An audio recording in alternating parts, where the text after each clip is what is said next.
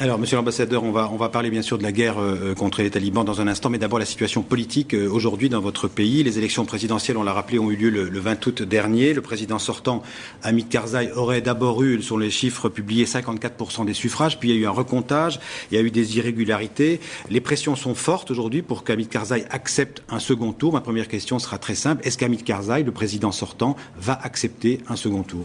Alors, je crois qu'il faut attendre quelques heures, un jour ou deux, pour voir si le président Karzai va s'annoncer sur les résultats. Tout d'abord, ce qui va se passer, c'est que la commission des plaintes va donner le résultat de son travail.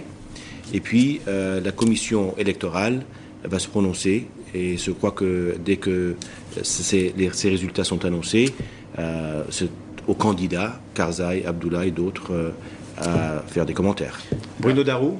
Alors, on n'a pas encore les résultats officiels de cette commission des plaintes électorales, qui dépend d'ailleurs de l'ONU. Apparemment, ça se passe pas très bien avec la commission électorale indépendante, d'après nos informations en provenance de Kaboul. Il y a eu des fuites quand même qui indiqueraient que Hamid Karzai, après recomptage, tomberait en dessous des 50% et serait à 47%, ce qui, dans ce cas-là, conduirait obligatoirement à un second tour. Votre homologue aux États-Unis, l'ambassadeur d'Afghanistan aux États-Unis, a dit qu'un second tour était très vraisemblable. Alors, est-ce que c'est votre avis également ? Je pense que si ça tombe en dessous de 50%, bien sûr qu'on va avoir un second tour.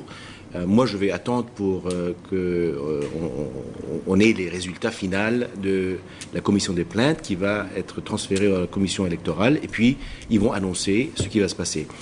Il y a beaucoup de rumeurs, bien sûr, dans les médias à Kaboul, qu'il se peut que le président va tomber au-dessous de 50%. Et alors, si c'est le cas, on va vers un second tour.